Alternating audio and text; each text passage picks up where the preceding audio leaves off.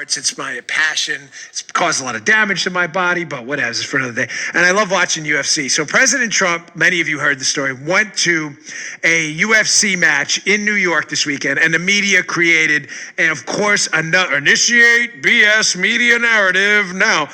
President Trump was booed at the UFC in New York. Folks, it's not what happened. There were isolated pockets of people who wanted to boo him. Fine, great.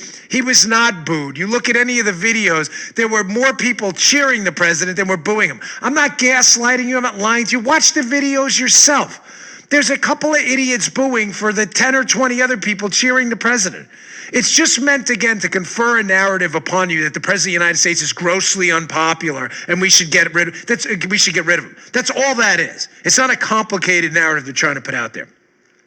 Now, I'm going to show you why this is important. I'm not just putting this Dana White clip up, who is the head of the UFC, who invited Trump. I'm not just putting it up to play it for the sake of it. I'm putting it up, folks. This is very important. The culture war matters. It matters. There are people in the general public, I wish it weren't true, ladies and gentlemen, but it is, who will vote in the presidential election who have zero interest in politics. You know them. Come on, tell me you don't. Everybody's got a neighbor who will vote because they feel it's their civic duty, but knows nothing about the issues at all. Nothing. They still think Trump colluded with Russia because they heard it from Sleazeball Schiff 3 years ago. They don't know anything about politics because they don't want to know. Unfortunately, it's a lot of people. But they do know a lot about baseball, football, UFC, whatever. And in that culture war, they're getting information from sources. And 99% of those sources in the culture war, Joe, are Trump haters. We need more people with cojones like Dana White, the head of the UFC, who said this weekend after the Trump fight about Donald Trump. Check this out. When we first bought this company, venues didn't want us. No venue wanted the UFC. And at that time, Trump reached out and asked us to come to the Taj Mahal. And that's where we ended up doing our first two events under the Zuffa banner. Cut us great deals, showed up at the first fight, stayed to the end. We did two events with him. Then we moved on to the Meadowlands. And when we left and went to the Meadowlands, he showed up to that event too, came to the first fight, stayed all night, was always good. Everything that ever happened to me in my career, Trump was the first guy to pick up the phone and reach out to me. From getting back on pay-per-view, getting our first TV deal when we did the big Fox deal. I mean, the guy always reached out to me. That's important, folks. Dana White's got a set on him. God bless Dana White. Dana White has millions of followers on Twitter and Facebook, and a lot of Americans who don't give a damn about politics who are going to hear that for the first time.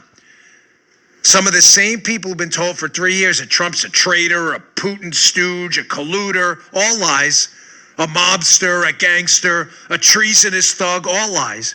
Mm-hmm. And now from a guy with deep cultural impacts. Ladies and gentlemen, Dana White and the UFC changed the country.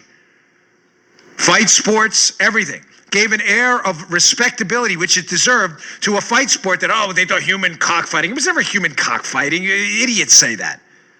Maybe in the early stages when the UFC one was a little rough. But this is a professional sport. I know a lot of these people. I grew up with them in the sport with it. These are good men and women who they fight for a living, just like boxers anymore. They don't hate each other. Shake hands after the fight. Competition. They wrestle, box, Thai boxing, jiu-jitsu.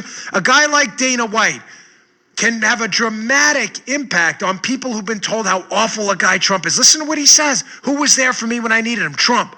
Now, folks, I've shared with you many times. I'll share it again.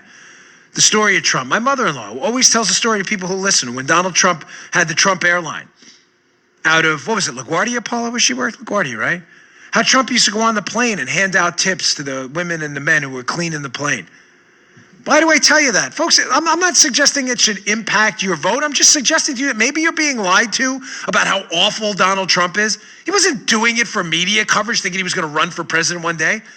I've dealt with the president. I'm not name dropping. I'm not trying to be the hey, look at me guy. I've had a lot of personal conversations with the president. He is a good, decent guy. He's made a lot of mistakes. We all have. I'm a sinner. We all are. But what you've been told about him is BS. He's a good guy. And he's personally offended at the way he's been treated. And we need people like Dana White to correct the record. Good job, Dana. Really, I mean that. God bless you, man. That was important.